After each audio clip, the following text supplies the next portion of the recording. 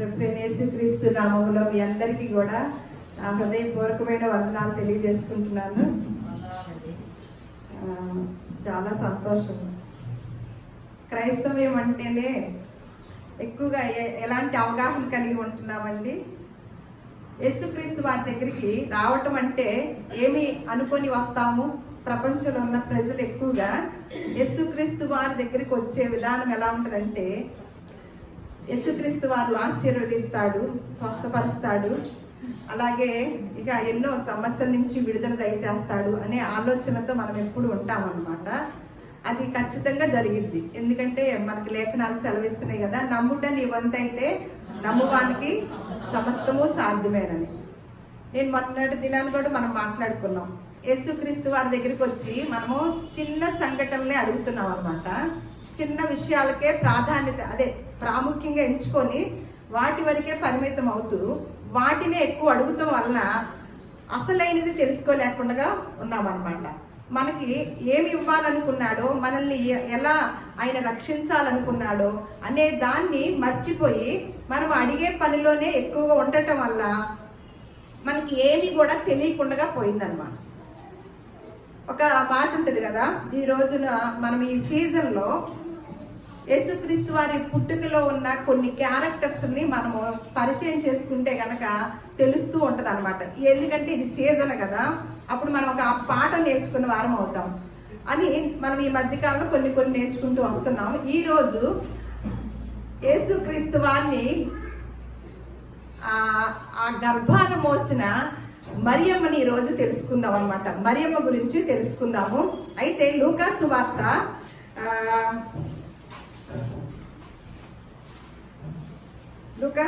2వ అధ్యాయంలో ఏమని ఉంటుందంటే, స్త్రీలలో నీవు, మొదటి అధ్యాయము 42వ వచనంలో ఉంటుంది, 2 కాదు, మొదటి అధ్యాయము 42వ వచనంలో స్త్రీలలో నీవు ఆశీర్వదింపబడిన దానవు అని. అంటే దీన్ని మాత్రం మనం ఒకసారి ఆలోచించుకుందాము. ఏంటంట, స్త్రీలలో నీవు ఆశీర్వదించబడిన దాను అని ఇక్కడ మనం చూస్తున్నాం అన్నమాట. నిజంగానే ఆవిడ ఎంత ఆశీర్వాదం పొందిందో, మనం అనుకునేటట్లుగా పొందిందా లేకపోతే ఇంకేమైనా పొందిందా అనేది ఈరోజు మనం నేర్చుకుందాము, తెలుసుకుందాము.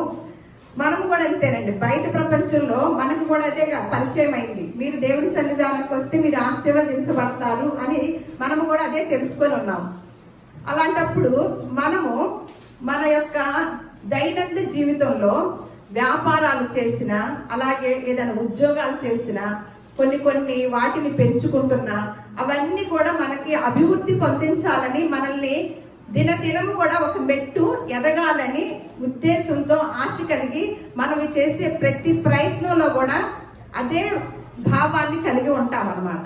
ఏమని, ఏ పనిని తలపెట్టినా దానిలో మనము అభివృద్ధి చెందాలి, ఎదగాలి అని నిర్ణయం చేసుకుంటామా లేదా?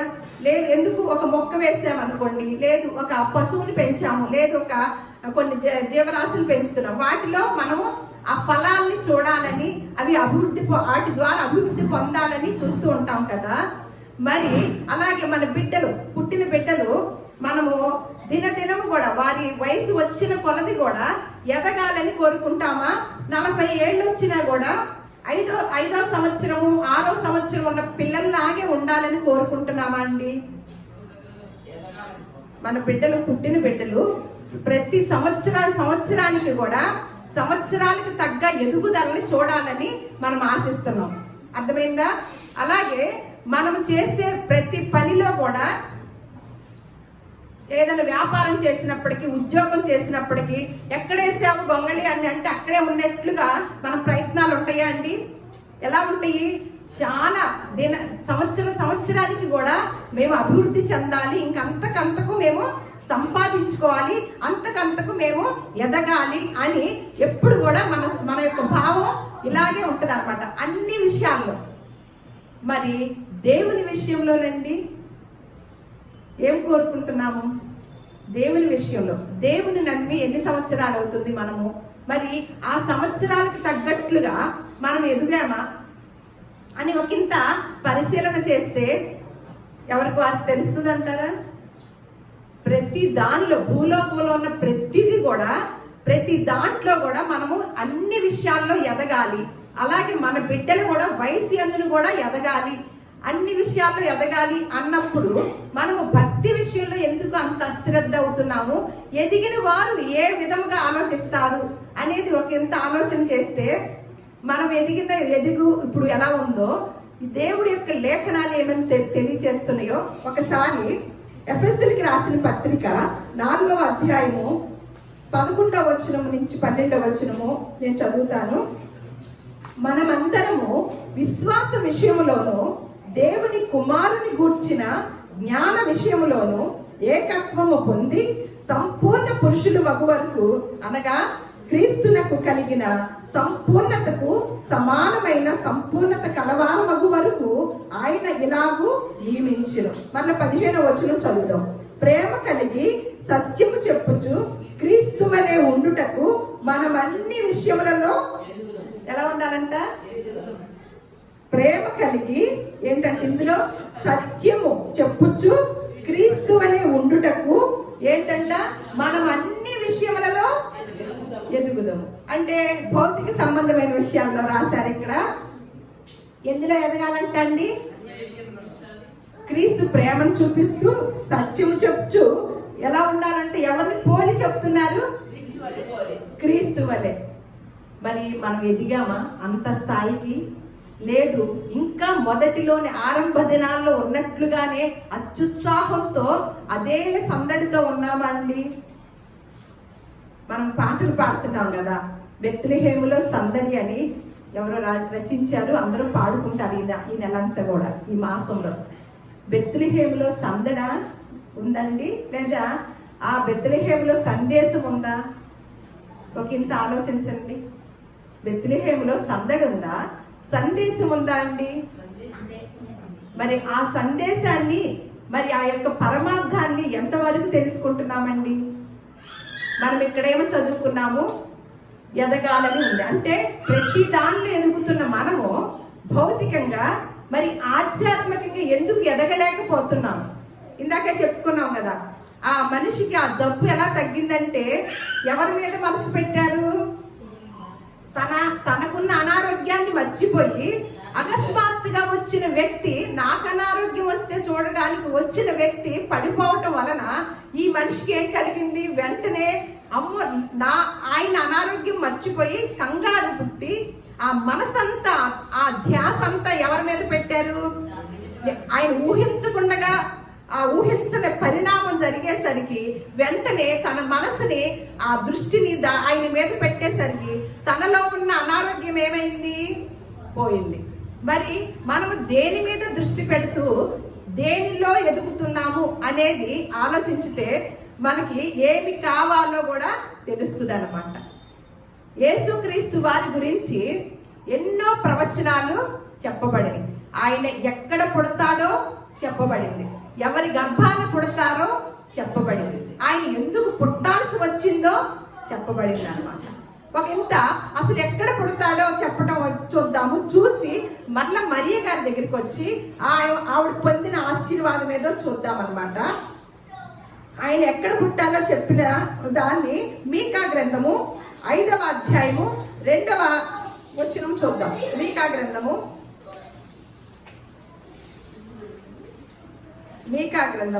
5వ అధ్యాయము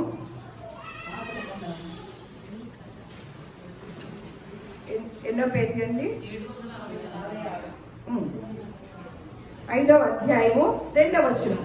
బెత్లెహేము ఎఫ్రతా యూదా వారి కుటుంబములో నీవు స్వల్ప గ్రామమైనను నా కొరకు ఇశ్రాయేలును ఏలబోవువాడు నీలో నుండి వచ్చును. పురాతన కాలము మొదలుకొని శాశ్వత కాలము ఆయన ప్రత్యక్ష మగుచుండెను. మనము పరిచయం చేసిన విధానాన్ని, అంటే యేసుక్రీస్తు వారు పుట్టి 2024 సంవత్సరాలైందండి అని మేము పుట్టినరోజులు జరుపుకుంటున్నాము అని యేసుక్రీస్తు వారిని ఎలా పరిచయం చేశామంటే ప్రపంచానికి 2024 సంవత్సరాల క్రితం పుట్టిన వారుగా పరిచయం చేశారు క్రైస్తవులు.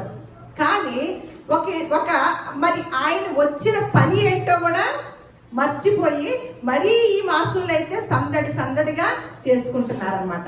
ఇప్పుడు మీరు ఇక్కడికి వచ్చారు, మీరు మీ గ్రామం నుంచి లేకపోతే మీ ప్రాంతం నుంచి ఇక్కడికి వచ్చారు.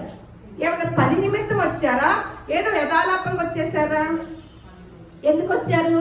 మీ ఇంటి దగ్గర నుంచి, మీ ప్రాంతం నుంచి మీరు ఇక్కడికి వచ్చారంటే ఏ పర్పస్ మీద వచ్చారు? దేవుని మాటలు వినాలని, నేర్చుకోవాలని వచ్చారు. మరి యేసుక్రీస్తు వారిని మరి 2024 సంవత్సరాల క్రితం పంపించాడని, ప్రత్యక్షమయ్యాడని మనం ఇంకో చోట చూస్తాం అనమాట. ఆయన ప్రత్యక్షమయ్యను అని, అలాగే ఆయన ఈ లోకానికి వచ్చెను అని కొన్ని లేఖనాలు చూస్తా ఉంటాం. మరి ఆయన వచ్చాడంటే ఊరికే మనల్ని సందడి చేసుకోమని వచ్చాడా? ఆయన వచ్చిన దానికి ఏమైనా కారణం ఉంటుందా అనేది మనం ఎప్పుడైనా ఆలోచించామా?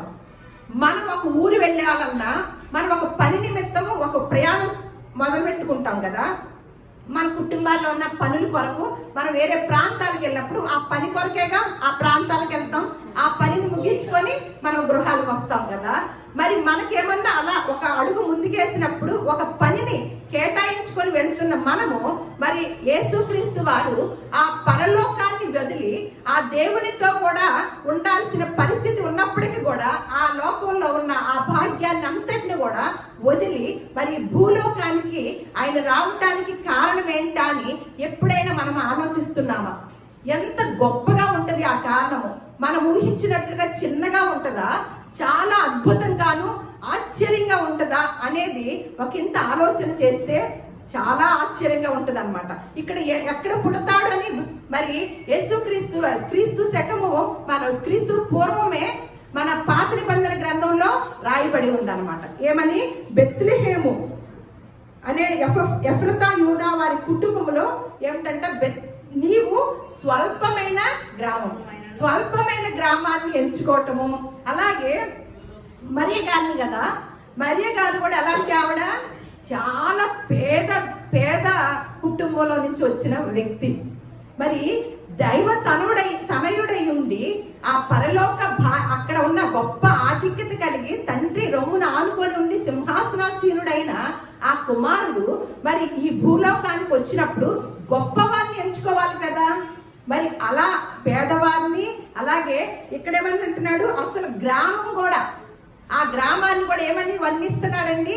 స్వల్పమైన గ్రామాన్ని, స్వల్పమైన అల్పులైన మనుషుల్ని ఎన్నుకోవటంలో ఉన్న పరమార్థం ఏంటండి? అదే రాజుల కుటుంబంలో పుట్టాడు అనుకోండి, అందరికీ అవకాశం ఉంటుందా? కొన్ని వర్గాలు వారి ఇళ్ళకి కొన్ని చోట్లకి మనకి వెళ్ళే ఆధిక్యత కూడా ఉంటుందండి. ఇళ్లలోకి వెళ్ళనిస్తారా? అలాగే మనం గుడులే ఉన్నాయి, గర్భాలయం, అందరికీ వెళ్ళే ఆధిక్యత ఉందా అండి? మనం ఇదివరకు గుళ్ళకి వెళ్ళి వచ్చిన వారం కదా. ఆ గుడులకి వెళ్ళే లోపలికి వెళ్ళి ఆ విగ్రహాన్ని పట్టుకొని తాకే ఆ అదృష్టము, ఆ భాగ్యము అందరికి ఇస్తారండి? అలా నమ్మిన వారందరికీ. దానికి ఎవరిని కేటాయిస్తారు? ఒక ప్రత్యేకమైన వ్యక్తినే కేటాయించి మనము బయట నుంచొని ఇదిగో మా నిమిత్తము ఇది చెయ్యండి అని మీరే ఆ మనిషికి ఇచ్చేసి మనం పంపిస్తాం కదా. మనకి అటువంటి పరిస్థితి. అట్లాగే కొంతమందిని అయితే దేవుడి సన్నిధికి అనే దానికి దగ్గర కూడా వెళ్ళని పరిస్థితుల్లో మనము మన ప్రపంచంలో కొన్ని చోట్ల చూస్తూ ఉన్నాం. మరి అలా అగ్రవర్ణాల దగ్గరికి వచ్చిన, అలాగే అగ్రస్థానంలో ఉన్న వారి దగ్గరికి వచ్చిన అల్పులమైన వారికి, అలాగే ఆ స్వల్పమైన వారికి అవకాశము దొరికిద్దా అండి? వెళ్ళే అవకాశము. కానీ యేసుక్రీస్తు వారి ప్రేమ చూడండి, ఎలా వచ్చారంట? గ్రామాన్ని కూడా ఎలా ఎన్నుకున్నారంటండి? స్వల్పమైన గ్రామంగా ఎన్నుకున్నారు. అలాగే గర్భాన్ని కూడా, ఎవరి గర్భాన్ని ఎన్నుకున్నారండి? ఒక పేదరాలి గర్భాన్ని ఎన్నుకోవడం జరిగింది అనమాట. అలా మళ్ళీ ఎవరి దగ్గర ఎవరితో పుడతారనేది కూడా చూద్దాము. ఎక్కడ పుట్టాలో చెప్పాడు. అలాగే ఎవరి గర్భాలు పుడతారో కూడా చెప్తున్నాడు అనమాట. యెషయా గ్రంథము 7వ అధ్యాయము 14వ వచనం చూద్దాం. యెషయా గ్రంథము 7వ అధ్యాయము 14వ వచనం.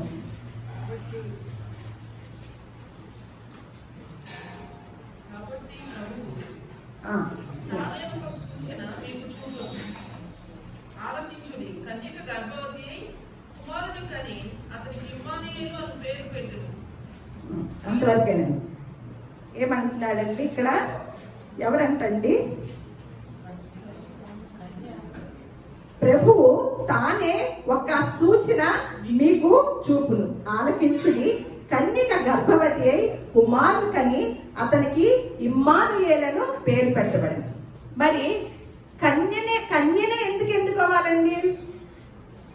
దేవదేవుడికి ఎలాగైనా సాధ్యమే కదా. మరి మనుషులు పుట్టాలంటే ఎవరి ద్వారా వస్తాము? మనిషి ద్వారా వస్తాం కదా, మనుషుల ద్వారానే కదా మనిషి పుట్టాలంటే. మరి ఈయన దైవ కుమారుడు కదా, ఎవరి ద్వారా రావాలి? దేవుని కుమారుడు అయినప్పుడు దేవుడి ద్వారానే రావటం జరిగిద్ది అనమాట. మనుషులమైన మనం ఎవరి ద్వారా వస్తాము? మనుషులు కాబట్టి మనిషి ద్వారానే. ఇక్కడ కన్య మరియ గర్భాన్ని ఎన్నుకోవడం అంటే దేహం కావాలంటే గర్భం కావాలన్నమాట. ఒక స్త్రీ గర్భం కావాలి. అది కూడా ఎవరైనా వివాహమైన స్త్రీయే అక్కర్లేదన్నమాట, కన్యకైనా చాలు. కానీ ఎవరి ద్వారా పుట్టారని మనం అంతకుముందు చెప్పుకున్నాము. దేవుని యొక్క ఆయన పుట్టే ఉన్నాడు, దేవుని యొక్క ఆత్మగా ఆయన పుట్టే ఉన్నాడని మనం చెప్పుకున్నాం. దేహం కొరకు కన్య మరియ గర్భాన్ని ఎంచుకొని ఇక్కడ ఎవరి ద్వారా పుడతారో ఇక్కడ కూడా చెప్పారనమాట. మరి ఎందుకు పుట్టడం అనేది ఒకసారి చూద్దాం. ఎందుకు పుట్టాలో కూడా మనం చూద్దాం అనమాట. ఒకసారి పేతురు రాసిన పత్రిక చూద్దాము. మొదటి పేతురు రాసిన పత్రిక 1వ అధ్యాయము 20వ వచనం చూద్దాం. మొదటి పేతురు రాసిన పత్రిక. జగత్తు పునాది వేయబడక మునుపే నియమింపబడిన గాని తాను మృతులలో నుండి లేపి తనకు మహిమనిచ్చిన దేవుని ఎడల. ఒకసారి నేను చదువుతాను. ఇక్కడ ఏమంటున్నారు?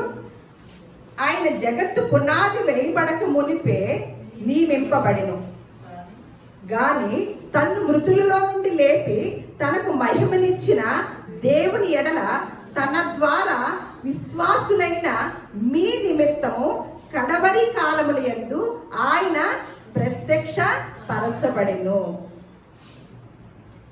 కాగా మీ విశ్వాసమును నిరీక్షణయు దేవుని యందు ఉంచబడి ఉన్నవి.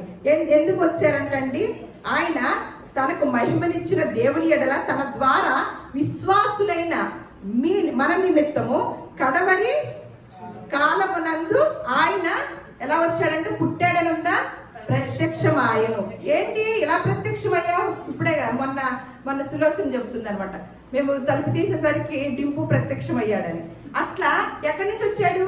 అమెరికా నుంచి ఇండియాకి వచ్చాడు అనమాట. అంతేగాని ఉన్నాయనేగా, లేకపోతే అప్పటికప్పుడు ఊడిపడ్డా కాదు కదా.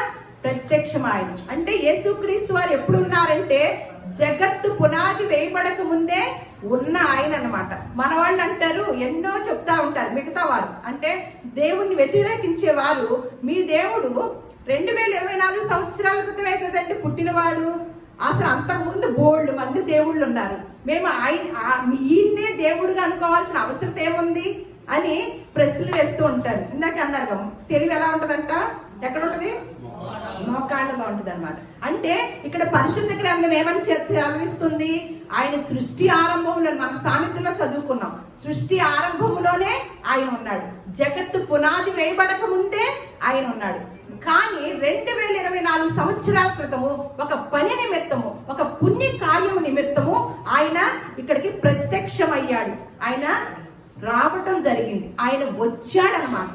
అలా జరిగిన ఆయన్ని మనము మరియమ్మ ఆశీర్వదించబడిందని, స్త్రీలలో నీవు ఆశీర్వదించబడిన దానవు అని అంటాడనమాట.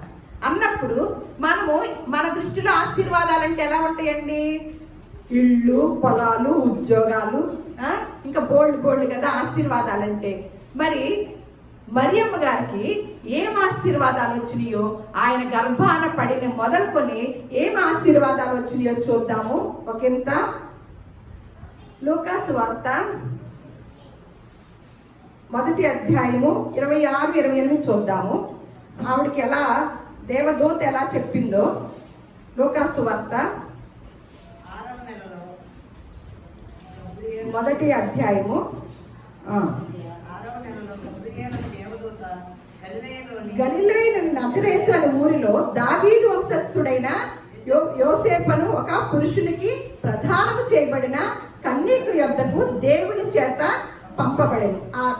ఆ కన్యక పేరు మరియ. ఆ దూత లోపలికి వచ్చి ఆమెను చూచి, దయాప్రాప్తురాల, నీకు శుభము, ప్రభువు నీకు తోడై ఉన్నాడని చెప్పెను. ఇదిగో నీవు గర్భము ధరించి కుమారుని కని ఆయనకి యేసు అను పేరు పెట్టెను. ఆయన గొప్పవాడై సర్వోన్నతుని కుమారుడు అనబడును. ప్రభువైన దేవుడు ఆయన తండ్రి అయిన దావీదు సింహాసనమును ఆయనకి ఇచ్చును అని మరలా ఇక్కడ ఈ 2 వచనాలు చూద్దాం. 29 చూద్దాం. అని దయాప్రాప్తురాలా అని చెప్పి, శుభం అని చెప్పి ఇక్కడ ఏమంటున్నాడంటే ఆమె ఆ మాటకు బహుగా తొందరపడిందంట. ఇంత గొప్ప మాట చెప్పేసరికి ఒకేసారి ఏమైంది? తొందరపడింది. ఈ శుభవచనం ఏమిటో అని ఆలోచించుకొనుచుండగా దూత, మరియా భయపడకుము, దేవుని వలన నీవు కృప పొందితివి. ఎలా చెప్తారు? కృప పొందితివమ్మా అంటే బాగుంటది, కానీ భయపడకు అని చెప్తున్నారు అనమాట. అంటే భయం ఏంటి? ఏదో కలగబోతుంది. అందుకు ముందుగానే ఏమని చెప్తుంది దూత? భయపడకు, నువ్వు దేవుని వలన కృప పొందితివి అని చెప్తుంది అనమాట. అలాంటప్పుడు కృప పొందటం ఏంటో చూద్దాం. ఇక్కడ మత్తయి వార్తలో కూడా చూద్దాం అసలు ఈవిడికి ఏం జరిగిందో. ఒక ఆయనతో ప్రధానం చేయబడి ఉంది కదా యోసేపు గారితో.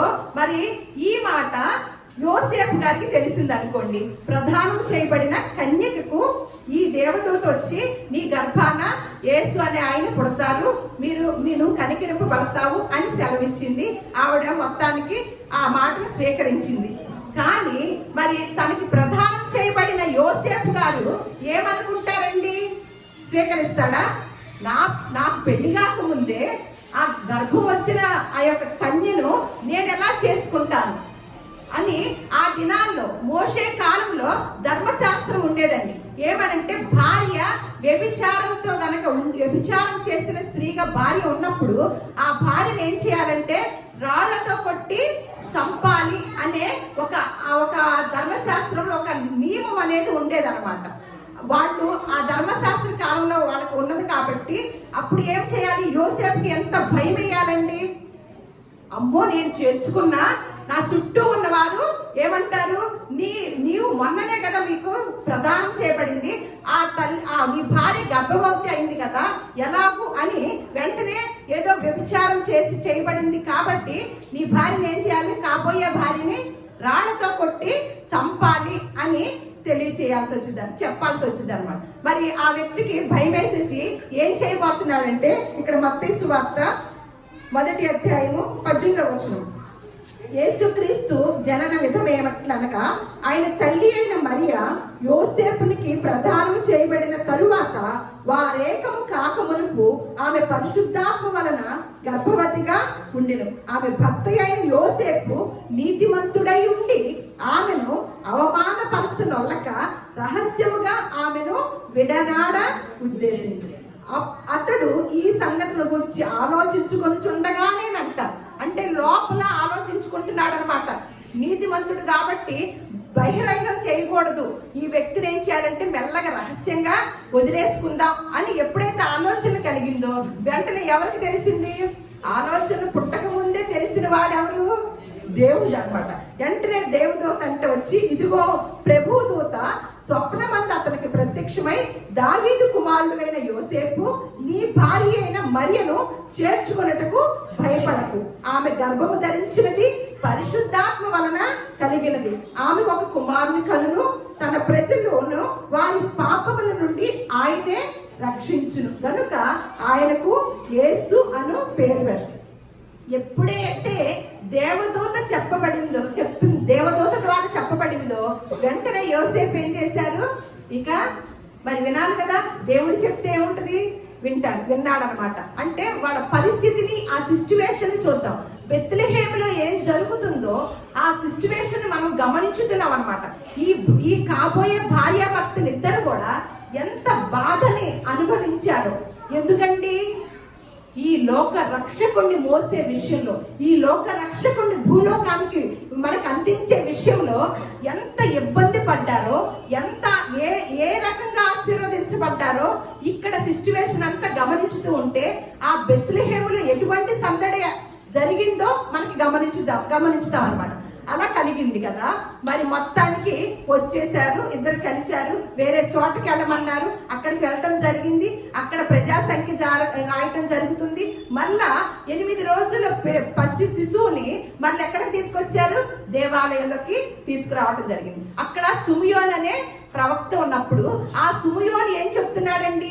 ఆ తీసుకొచ్చిన శిశువుని, ఆ దంపతులకి, ఆ తల్లికి ఏం తెలియజేస్తున్నాడో మళ్ళా లూకాసు వార్త 2వ అధ్యాయంలో చూద్దామండి.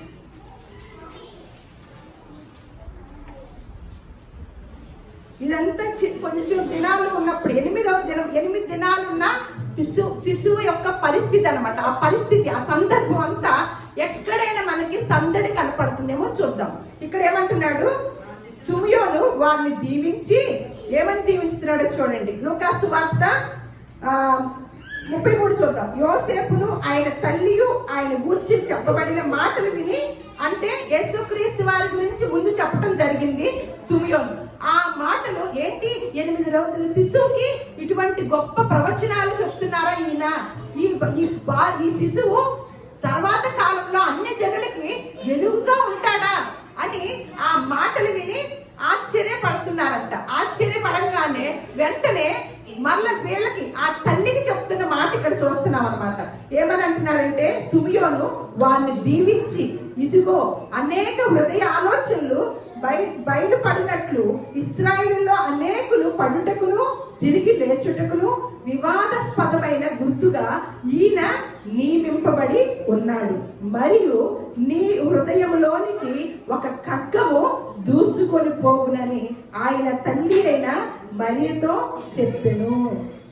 ఏంటంటే చక్కగా 8 రోజులు పిల్లాన్ని తీసుకొచ్చి చక్కగా దీవించయ్యా ప్రవక్త దగ్గరికి వస్తే, ఈ ప్రవక్త ఏమని అంటున్నాడండి? మరియమ్మతో, ఆ తల్లితో, ఆ తల్లి హృదయంలోకి ఏం దూసుకెళ్ళిద్దంటండి?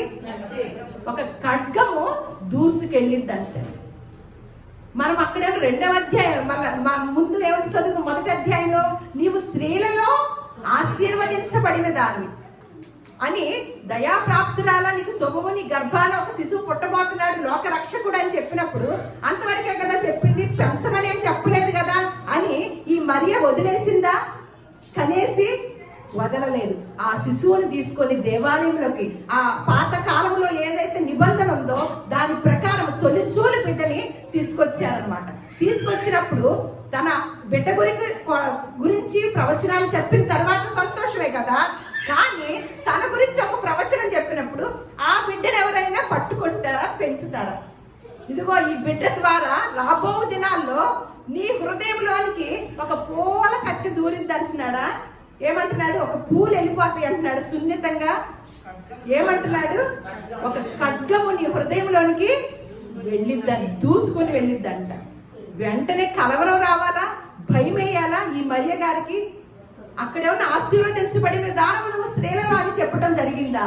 ఇక్కడికి వచ్చేసరికి 8 రోజుల పిల్లడు కూడా, ఇంకా నెల పిల్లోడు కూడా కాదు, 8 రోజుల పిల్లోడు ఎత్తుకున్నప్పుడు ఏమన్నా మరి గొప్ప ప్రవక్త నీ హృదయంలోనికి ఒక ఖడ్గము దూసుకొని వెళ్ళిపోతుందమ్మా అని సెలవిస్తుంటే ఏ తల్లి భరించింది? అసలే కన్యకగా ఉన్న నన్ను, ఏదో చక్కగా ఒక వ్యక్తి పెళ్లి చేసుకోబోతున్న నన్ను జ్ఞాపకం చేసుకొని నాకు ఈ గర్భాన్ని ధరించి నేను నీ కోసం ఈ లోకానికి రక్షకుడిని అందించడానికి రెడీ అయినా మళ్ళీ ఏంటి నాకు అని బాధపడాలి కదా.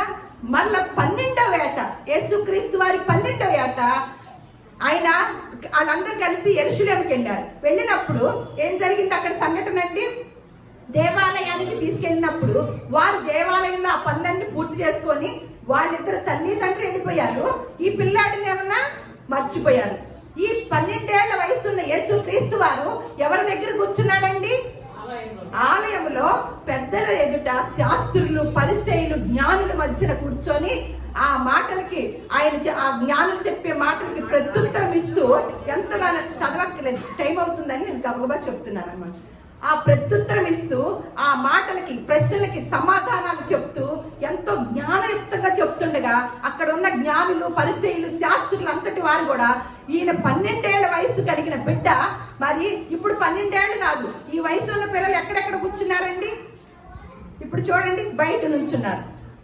12 ఏళ్ల వయసు పిల్లల్ని ఎక్కడ కూర్చోవాలి, ఎక్కడ కూర్చుంటారు? లెక్క అయితే ఆడుకుంటూ కబుర్లు చెప్పుకుంటూ ఇంకేదైనా కావాలంటే తింటూ ఉంటారు.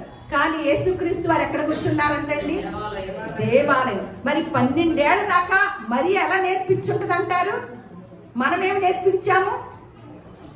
మందిరానికి వచ్చినప్పుడు జాగ్రత్తగా వాక్యం అయ్యే వరకు కూర్చోవాలి, అటు ఇటు తిరగకూడదు. మన సమయము 1 గంట 2 గంటలే కదా మనం మందిరంలో దేవుని సన్నిధానంలో గడిపేది. ఇది నేర్చుకోమ్మా అని మనం బిడ్డలకి ఇంటి దగ్గర నుంచి చెప్పి వస్తే ఎక్కడ కూర్చుంటారండి వాళ్ళు? బయట కూర్చుంటారా? దేవుని సన్నిధానంలో కూర్చొని దైవ జ్ఞానం నేర్చుకొని వెళ్తారా? ఎక్కడ ఉంటున్నారండి? మరి మరియమ్మ 12 సంవత్సరాల వరకు కూడా ఏం బోధ చేసిందండి? మంచి మరి అక్కడి నుంచే నేర్చుకోవాలి కదా. ఎంత దైవ కుమారుడైన మనిషి కుమారుడు లాగానే వచ్చాడు కదా. ఏం చేస్తున్నాడంట? అక్కడికి వచ్చింది. సరే వీళ్ళు 3 దినాలంత ప్రయాణం జరిగి వెళ్ళిపోయారంట. వీళ్ళెంత ఇదోడో చూడండి, ఏ బిడ్డలైనా వదిలేసి వెళ్ళిపోతారా? వెళ్ళిపోయారంట. వెళ్ళి తీరా చూస్తే అయ్యో ఏసయ్యేడి అంటే మళ్ళీ వెనక్కి వచ్చారంట. దేవాలయంలో కూర్చోనండి. ఏంటయ్యా బిడ్డ ఇక్కడ కూర్చున్నావు, మేము మాతో రావాలని తెలియదా నీకు అంటే ఏం సమాధానం చెప్పాడో తెలుసా అండి? అంత త్యాగం చేసి గర్భం ధరించి అంత చేసిన ఆ తల్లికి ఏం సమాధానం చెప్పాడంటే, నేను నా తండ్రి పనుల మీద వచ్చానని నీకు తెలియదా మీకు అని చెప్తున్నాడండి. ఆ తల్లికి ఏమనిపించింది? ఆశీర్వాదంగా అనిపించిందా? నేను చెప్పినట్టు వింటేనే కదా మనకి హ్యాపీ, మన బిడ్డలు. ఏంటి మేము మాతో రాకుండా పైపెచ్చు ఈ మాటలు మాట్లాడుతున్నావా? మేము కదా తల్లి తండ్రివి, నీకు నీ తండ్రి పనుల మీద ఉన్నావా అని కోపం వచ్చిందా? వెంటనే అందరి మధ్యలో ఏమంటున్నాడు? నేను నా తండ్రి పనుల మీద ఉన్నానని మీకు తెలియదా అని అన్నాడు. తరువాత పెద్దవాడైనప్పుడు పరిచర్యలోకి వచ్చినప్పుడు ఒక చోట ఉండి ప్రసంగం చేస్తూ ఉన్నాడు. అప్పుడు వారి తల్లి తర్వాత పుట్టిన సహోదరులు వచ్చారంట. ఆయన దగ్గర ఎక్కడ కూర్చుంటే అక్కడ ఎవరుంటారండి? జన సమూహం ఉంటారనమాట. ఆ సమూహంలో నుంచి తన కుమారుడు చూడటానికి కుదరక ఒకరి చేత కబురు అనిపించిందంట.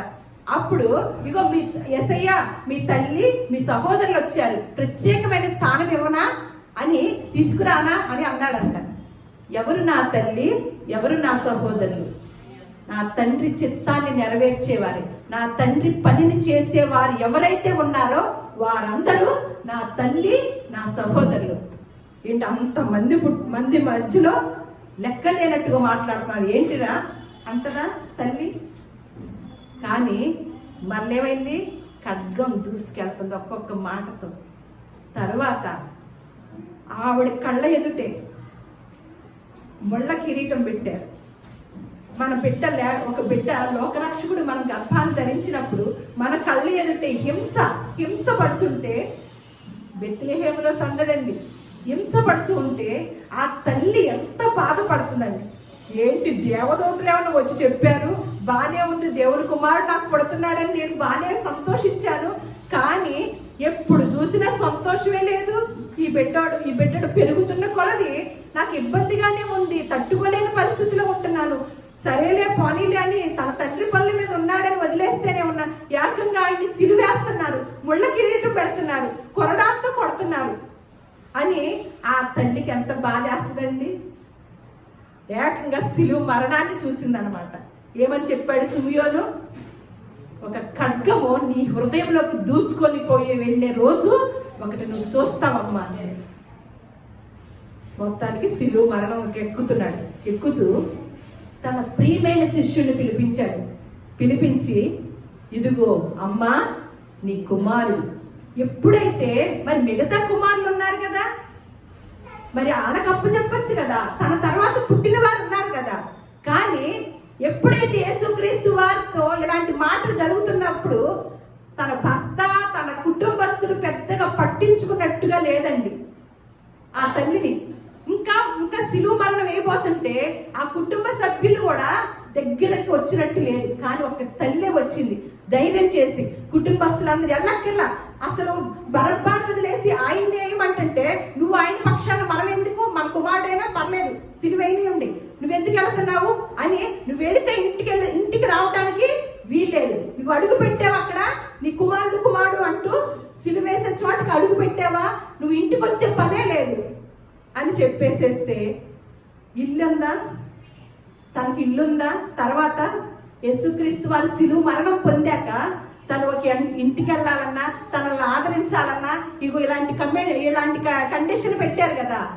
అందుకని ఏం చేశారు, ఇదిగో అమ్మ యోహాను చూపించి నీ కుమారుడు, యోహానికి తల్లిని చూపిస్తూ ఇదిగో నీ తల్లి, ఇక నుంచి నా బాధ్యత ఈ శిష్యుడు తీసుకొని నీకు కుమారుడిగా ఉంటాడు అని తెలియచెప్పాడన్నమాట. ఏం ఆశీర్వాదం పొందుకుందండి. తన ఇంట్లో కూడా స్థానం లేదా, తన బిడ్డలు పెద్ద ఆదరించినట్టు లేదా, ఎవరో ఒక బిడ్డ ఆదరించాల్సి వచ్చిందా? ఎవరిని మోసినందుకు? లోక రక్షకుడిని మోసినందుకని. లోక రక్షకుడు ఎటువంటి ఆశీర్వాదం అదండి, ఎటువంటి ఆశీర్వాదము. అందుకనే ఒక మాట ఉంటుందండి, ఫిలిప్పీలకు రాసిన పత్రిక 3వ అధ్యాయము 10వ వచనము 11వ వచనం చూద్దాం.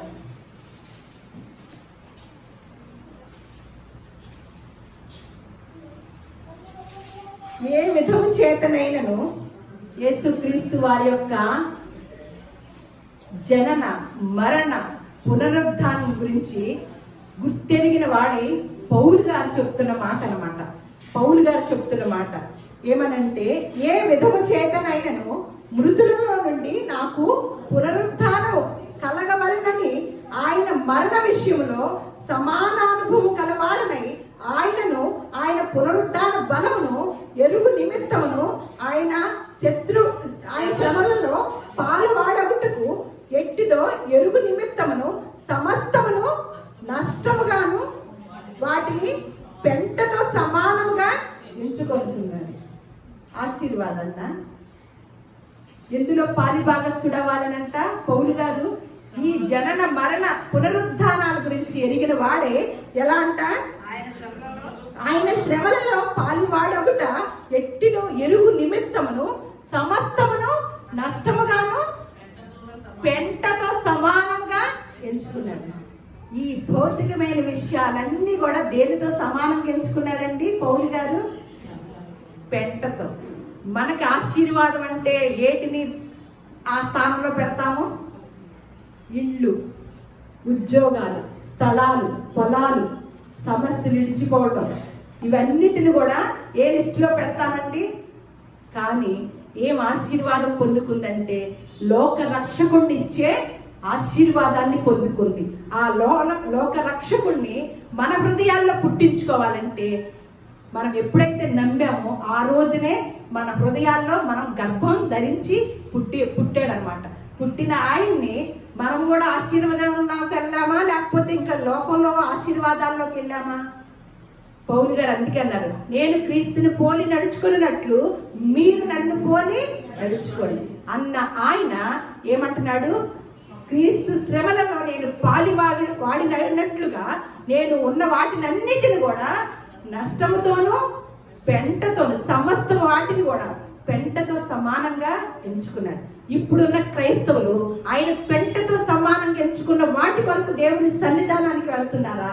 ఆ పరలోక రాజ్యానికి మనల్ని ఎందుకు వచ్చారంటే ఈ లోకానికి పాపుల్ని రక్షించటానికి. ఆ పాపుల నుంచి ఆ పాప ఎప్పుడైతే పశ్చాత్తాపం పొందుతారో ఆ పాపిని పరలోకానికి చేర్చడానికి ఆయనతో. అందుకనే భూమి మీద ప్రజలందరికీ కూడా సమాధానం కలిగింది. ఎవరితో? మనుషులతోనా? ముందు దేవునితో సమాధానం. అంతకుముందు యేసుక్రీస్తు వారి రాకముందు 400 సంవత్సరాల పాటు నిశ్శబ్ద వాతావరణంలో ఉందంట. అసలు దేవుడు మాట ఏది లేదంట. ఆ సమయంలో కాలము సంపూర్ణమైనప్పుడు యేసుక్రీస్తు వారిని ఈ లోకానికి తండ్రి పంపించాడు. ఎందుకంటే వీటన్నిటిని కూడా పెంటతో సమానంగా ఉన్నాయి కాబట్టి దీనికన్నా మించిన దాన్ని మనకు అనుగ్రహించాలని ఆయన కుమారుని ఈ లోకానికి పంపించటం జరిగింది. మరి మనం ఎంతవరకు దాన్ని స్వీకరించుతూ ఆ యొక్క విధానాన్ని గుర్తెరిగిన వారమే మనం కూడా అసలైన పరమార్థాన్ని తెలుసుకొని నిజమైన క్రిస్మస్ ఆనందాన్ని ఎప్పుడెప్పుడు పొందుకోవాలో, ఎప్పుడెప్పుడు మనం ఇలా గ్రహించాలో అనేది ఒక ఇంత పరిశీలన చేస్తే బెత్లెహేములో సందడి ఉందండి, సందడి వాతావరణం ఉందా? మనం చదువుకున్న వాటంతట్లో లేదు. సందేశం ఉందన్నమాట. సందేశం ఉంది, ఒక గొప్ప మెసేజ్ ఉంది. దాన్ని ఎరిగిన వారే గొప్ప జ్ఞానులు, గొప్ప జ్ఞానులు అన్నమాట. ఆయన ఎరిగిన వారే ఆయన నిర్ణయించిన రాజ్యంలో ఉంటారు తప్పకుండా. దేవుడు మిమ్మల్ని అందరినీ కూడా దీవించును గాక. మిమ్మల్ని, మీ కుటుంబాన్ని బహుగా బహుగా బహుగా ఆశీర్వదించును గాక, వర్ధిల్ల చేయును గాక.